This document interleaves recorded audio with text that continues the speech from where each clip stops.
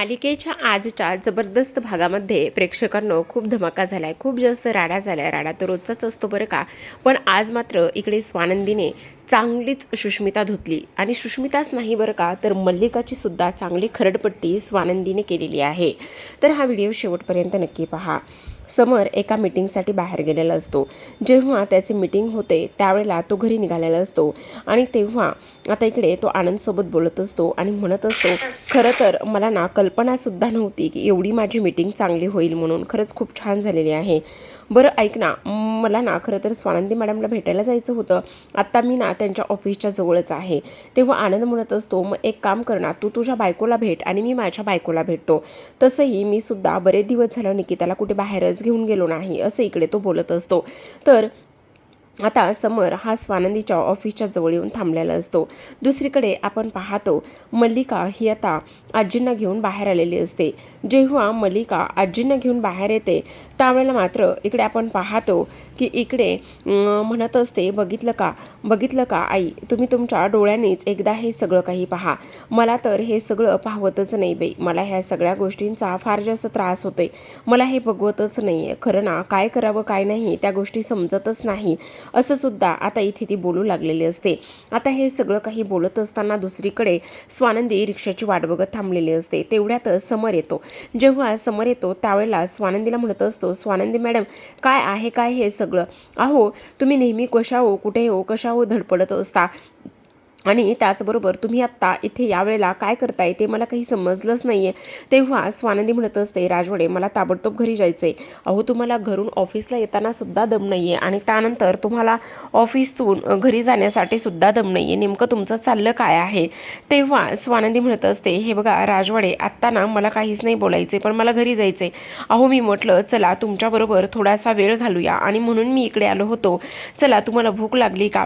जर भूक लागली असेल तर नक्कीच आपण इकडे थोडंफार खायला सुद्धा जाऊ शकतो. तेव्हा स्वानंदी म्हणत असते, नाही, मला ताबडतोब घरी जायचं आहे, असं इकडे ती बोलत असते. आता जेव्हा आजी स्वतःच्या नजरेने ह्या सर्व काही गोष्टी ते पाहतात तेव्हा मात्र आजींना फारच मोठा धक्का बसलेला असतो. आजी सुषला म्हणत असतात, सुष, हे सगळं काही काय करतेस तू? हे बघ सुष्मिता, ह्या माझ्या जुन्या वस्तू आहेत, त्याचबरोबर ह्या माझ्या सासूबाईंच्या आठवणी आहेत आणि ह्या सगळ्या वस्तू असल्या कारणाने तू अशा पद्धतीने ह्या सगळ्या काही नाही फेकून देऊ शकत आहे. तुझी हे सगळं काही करण्याची हिंमत कशी झाली? असं सुद्धा आजी आता इकडे सुषला म्हणत असतात. आणि त्यावेळेला सुष्मिता म्हणत असते, आजी, हे सगळं किती ऑड दिसते. ह्या सगळ्या गोष्टी अशा नको आहेत ना, आणि म्हणूनच मी हे सगळं काही मोडकळीच टाकते. मला ना आपल्या घराचं पूर्ण रिनोव्हेशन करायचं आहे आणि पूर्ण घराचं रिनोव्हेशन करण्याकरिता मी हे सगळं काही घराबाहेर काढलं आहे. तुम्ही माझ्यावर विश्वास ठेवा ना, मी ह्याचं सगळं काही खूप मेकओव्हर मस्त करेन, असं म्हणून ते एक एक करून भांडं फेकू लागलेले असते. जेव्हा एक एक करून भांडं फेकू लागते त्यावेळेला मात्र स्वानंदी तिथे आलेले असते आणि भांडं फेकताच स्वानंदी एका हातात ग्लास झेलत असते. जेव्हा एका हातामध्ये ग्लास झेलते त्यावेळेला मात्र इकडे आता स्वानंदी तिच्या समोर धावतच जाते आणि म्हणत असते, काय आहे हे सगळं काही? तुझी हे सगळं काही करण्याची हिंमत कशी झाली?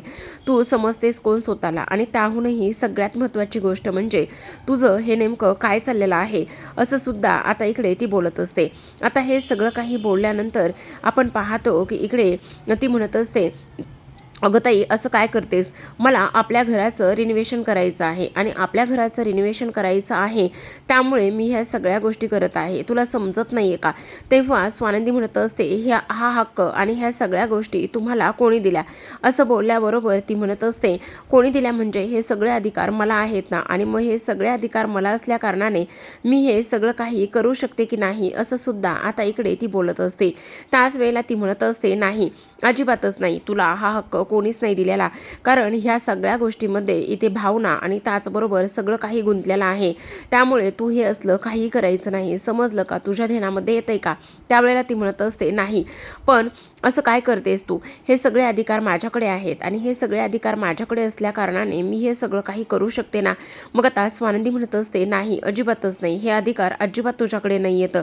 अगं, तुला माहिती आहे का, या सगळ्या गोष्टीमध्ये ह्या सगळ्यांची किती आणि कशा पद्धतीने इथे भावना, इमोशन्स आणि ह्या सगळ्या गोष्टी गुंतल्या आहेत हे तुला समजतंय का? त्यावेळेला आता इकडे सुष्मिता म्हणत असते, अगं ताई पण असं काय करतेस? तेव्हा स्वानंदी म्हणत असते, बाद झालं, खूप झालं, आता मी एक शब्दही तुझा ऐकून घेणार नाही, समजलं का तुला? आत्ताच्या आत्ता हे सगळं काही आटोपतं घ्यायचं. पण सुष्मिता म्हणत असते, अगं पण असं कसं म्हणतेस तू? आणि हे भांडे घरामध्ये ठेवून काय करायचं आहे? हे किती जुने झाले आहेत आणि मला माझ्या किचनमध्ये हा राडा आणि हे सगळं काही अजिबातच नको आहे आणि म्हणूनच मी हे सगळं काही करते, असं सुद्धा आता इकडे ती बोलत असते. त्यावेळेला मात्र इकडे आजी बसतात आणि रडायला लागलेलं असतात. तेवढ्यातच आता मुद्दाम चोंबडी मल्लिका पुढे मध्ये बोलते आणि म्हणत असते, मला एक गोष्ट सांग सुष्मिता, तू हे सगळं काही करण्याअगोदर कोणाला तरी एकदा विचारायला पाहिजे होतं, विश्वासात घ्यायला पाहिजे होतं. तू हा जो काही निर्णय आहे ना, तो निर्णय डायरेक्टच अशा पद्धतीने घ्यायला नको होता. का असं वागलीस तू? का असं केलेलं आहेस? असं इकडे ती बोलत असते. तेव्हा मात्र इकडे पुन्हा एकदा मल्लिका म्हणत असते, बोल ना, हे सगळं काही तू कुणाला विचारलंयस का? बोल ना, काय केलंयस तू ह्या सगळ्या गोष्टींचं? मग आता इकडे ती म्हणत असते, हो पण माझं इथे कोणी ऐकून घेईल तर मी सांगेल ना, पण माझं कोणी ऐकून घ्यायलाच तयार नाही आहे. ताई मला बोलण्याची संधीसुद्धा देत नाही. म्हणजे मला नाही समजलं. ताई मला एक गोष्ट सांग, मी तुला फोन केला होता आणि तूच तर मला म्हणालीस ना, तुला जे काही करायचं आहे ते कर, तुझ्याकडे अधिकार आहेत म्हणून. तेव्हा स्वानंदी म्हणत असते, डोक्यावर पडलीस का सुष्मिता?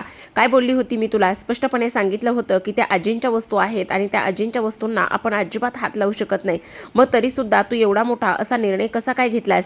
तेव्हा मात्र इकडे मल्लिका म्हणत असते, काय गं स्वानंदी, असं कोणी वागतं का? ती पोरगी लहान आहे, तिला तू हे सगळं काही समजून घ्यायला हवं होतंस ना. आणि त्याचबरोबर तूच जर तिला समजून नाही घेतलंस तर कसं होणार आहे? असं कोणी करतं का? असं मुद्दाम मल्लिका म्हणत असते. आणि त्याचबरोबर तू इकडे स्पष्टपणे तिला नाही म्हणून सांगायला हवं होतंस ना. तुझ्या अशा वागण्यामुळे हे सगळं काही झालंय, असं मल्लिका पुन्हा म्हणत असते. तेव्हा मात्र स्वानंदीची इकडे सवारी मल्लिकाकडं पोहोचते आणि ती म्हणत असते, एक मिनटं काकू, मला एक गोष्ट सांगा. तो फोन कॉल फक्त आणि फक्त सुष्मिता आणि माझ्यामध्ये दोघीमध्ये झाला होता. त्या फोन कॉलबद्दल तुम्हाला काहीच माहिती नव्हतं. मग तुम्ही एवढ्या स्पष्टपणे खात्रीने हे सगळं काही कसं काय बोलू शकता? मुळात मी तिला स्पष्टपणे नाही म्हटलं होतं आणि मी नाही म्हटलं की नाही हे तिला माहिती. आत्ता मात्र ती खूप सावसूतपणाने हे सगळं काही इथे नाही म्हणून घेत आहे. पण तिला चांगलं माहिती की मी स्पष्टपणे नकार दिला होता. आणि मुळात मला एक गोष्ट कळत नाही, तुम्ही हे सगळं काही का आणि कशामुळे बोलताय? तुम्ही ह्या सगळ्या गोष्टी का आणि कशामुळे सांगताय? मला काही कळत नाही, असं इकडे ती बोलत असते. त्यावेळेला मात्र इकडे मल्लिका म्हणत असते, असू दे असू दे, तुम्हा दोघींचं ना मिसअंडरस्टँडिंग झालेलं आहे, असू दे ना. हे बाई शुश, हे बघ, असं उगाचच तुझ्या ताईसोबत अशी वागत जाऊ नकोस बरं. हे बघ, ती नाही म्हटली होती ना तर तू थोडंसं समजून घ्यायला हवं होतं ना. मग आता इकडे स्वानंदी म्हणत असते, अगदी बरोबर आहे, मी नाहीच म्हटलं होतं, शेवटपर्यंत मी नाहीच म्हटलं होतं. त्यावेळेला मात्र इकडे आता समर म्हणत असतो, आजी प्लीज तू शांत बस, रडू नको. आणि आणखी एक सुष्मिता, मी तुला एक गोष्ट सांगतो, हे बघ, हे जे काही मी एवढं हे सगळं काही सामान आणलेलं आहे ना, ते सामान मी प्रत्येक देशातून वेगवेगळ्या ठिकाणातून जमा केलेलं आहे. आणि तुला एक गोष्ट सांगू, त्या प्रत्येक सामानाबरोबर इथे प्रत्येकाच्या वेगवेगळ्या भावना जुळलेल्या आहेत. त्यामुळे तू हे असं अजिबात करायला नको होतंस आणि हे खूप जास्त मौल्यवान आहे. त्याचबरोबर इथे आमचे इमोशन्स ह्या सगळ्या गोष्टीमध्ये जुळलेले आहेत. ही गोष्ट तुला समजते का? असं सुद्धा आता इकडे ती बोलत असते. त्यावर स्वानंदी म्हणत असते, एवढ्यावरच माफी नाही, आत्ताच्या आत्ता आजीची आणि त्याचबरोबर राजवाड्यांना दोघांना सुद्धा तू दुखवलेला आहेस. त्यामुळे आत्ताच्या आत्ता त्या दोघांची सुद्धा माफी मागायची. मग आता सुष्मिता म्हणत असते, नाही ताई, मी का माफी मागू? कारण तू इथे गैरसमज निर्माण करून घेतलास, तू मला स्पष्टपणे सांगितलं नाहीयेस. तेव्हा स्वानंदी म्हणत असते, आत्ता स्पष्टपणे बोलली ना, मग ताबडतोब इकडे राजवाडे आणि त्याचबरोबर आजींची माफी मागायची, कळलं? तेव्हा सुष्मिता बंडखोर पुन्हा म्हणत असते, नाही अजिबातच मी कोणाची माफी मागणार नाही, कारण ह्यामध्ये माझी काहीच चूक नाही आहे, मी का माफी मागू? माफी जर मागायची असेल तर तू स्पष्टपणे इथे माफी माग, पण मी कोणाचीही माफी मागणार नाही, असं सुद्धा आता इकडे ती पुन्हा बोलत असते. तेव्हा मात्र इकडे स्वानंदी म्हणत असते, सुष्मिता तू जरा डोक्यावर पडलीस का? अशा पद्धतीने का वागतेस? काय चाललंय काय तुझं? अगं अशी कशी एवढी मूर्ख झालेली आहेस? तुला कळतंय का मोठ्यांचा आदर करायचा, ह्या सगळ्या गोष्टी करायच्या त्या तुला कळतायत का? तेव्हा मात्र समर हा तिला स्वानंदीला म्हणत असतो, स्वानंदी मॅडम प्लीज तुम्ही त्रागा करून घेऊ नका, प्लीज तुम्ही जरा शांत बसा. हे बघा, तिला जर माफी मागायची नसेल तर तुम्ही नका माफी मागू देऊ, पण प्लीज तुम्ही जरा शांत व्हा, स्वतःच्या जीवाला एवढा त्रास करून घेऊ नका, असं सुद्धा आता इकडे ती बोलत असतो. त्यावेळेला मात्र इकडे सुष्मिता स्पष्टपणे सांगत असते की मी अजिबात कोणाचीही माफी मागणार नाही आणि त्याचबरोबर काही जरी झालं तरी सुद्धा ह्या सगळ्या गोष्टीमध्ये माझी काहीही चूक नाही. त्यामुळे मी कोणाचीच माफी मागणार नाही असं सुद्धा आता इकडे ती बोलत असते. त्याच वेळेला आजी मात्र खूप जास्त अपसेट झालेल्या असतात. आता इकडे मल्लिका त्याचबरोबर अंशुमन आणि सुष्मिता हे तिघेही जण आता खोलीमध्ये जातात आणि जेव्हा तिघेही जण खोलीमध्ये जातात त्यावेळेला मात्र इकडे सुष्मिता म्हणत असते, खरं तर मी फार चुकीची वागलेले आहे. मी अशा पद्धतीने वागायलाच नको होतं. मी काय एवढी चुकीची वागली? आजींना मी त्रास दिला, आजी रडली आणि त्याचबरोबर ही अशा पद्धतीने नव्हतं व्हायला पाहिजे आणि हे असं का बरं झालं हे सुद्धा मला इकडे समजत नाही असं सुद्धा आता इकडे ती बोलत असते. त्याचबरोबर इकडे आता मल्लिका म्हणत असते, हे बघ शांत बस जरा. तेव्हा आशुष म्हणत असते, कशी शांत बसू? ताई बरोबर बोलत होती. मी ना आजींना विचारल्याशिवाय ह्या त्यांच्या आठवणी आणि त्याचबरोबर त्यांची भांडी अजिबात इकडे मोडीत घालायला नको होती. मी त्यांना विचारायला पाहिजे होतं. आजींच्या डोळ्यामधले अश्रू बघून मला सुद्धा थोडंसं त्रासच झाला, मला सुद्धा थोडंसं टेन्शन आलं असं सुद्धा आता इकडे ती बोलू लागलेली असते. तर आता मात्र प्रेक्षकांनो इकडे दुसऱ्या बाजूला आपण पाहतो स्वानंदी म्हणत असते, हे बघा हे एवढं सगळं काही करण्याची काहीच गरज नाही. आणि तेव्हा आजी म्हणत असतात, हे बघ सुष्मिताने जरी तुला हे सगळं काही करायला सांगितलेलं असलं साफ वगैरे तर तुला करायची काहीच गरज नाही आहे, ही लोक करतील. तेव्हा स्वानंदी मात्र आजींसमोर हात जोडत असते आणि म्हणत असते, नाही आजी, तुमची ही सगळी भांडी इथे शुशमुळं खराब झालीत ना, मी ती सगळी भांडी चकचकीत करून देईन. आणि काही जरी झालं ना तरीसुद्धा तुम्हाला एक गोष्ट सांगू का, सगळ्यात महत्त्वाची म्हणजे की ही तुमची भांडी पुढे कशी वापरायची, कशा पद्धतीने ठेवायची हे मी व्यवस्थित सांभाळेल आणि व्यवस्थित त्या सगळ्या गोष्टींची काळजी घेईल. तुम्हाला काळजी वगैरे घेण्याची आणि हे सगळं काही करण्याची अजिबात गरज नाही असं सुद्धा आता इकडे स्वानंदी आजीला म्हणत असते. आणि त्यानंतर हेही म्हणत असते की मी काही जरी झालं ना तरीसुद्धा इथे त्या सुष्मिताला चांगलंच समजावेल आणि तिला चांगलंच खडसावून सुद्धा बोलेल असं सुद्धा आता इकडे स्वानंदी पुन्हा एकदा बोलू लागलेली असते. त्यावर आजी म्हणत असतात, हे बघ तू माफी मागू नकोस, तुझी ह्यामध्ये काहीच चूक नाही आहे.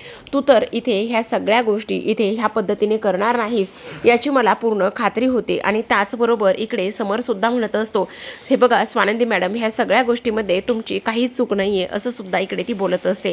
तर आता प्रेक्षकांनो खूपच ड्रामा झालेला आहे. आजींचं मात्र इथे मन स्वानंदीने पुन्हा जिंकलेलं असतं, पण मल्लिकाला मात्र इकडे स्वानंदीने चांगलेच खडेबोल सुनावलेले असतात. तर पाहत राहा विन दोघातली ही तुटे ना. भेटूयात अशाच एका नवीन एपिसोडसोबत, रिव्ह्यूसोबत. तोपर्यंत धन्यवाद.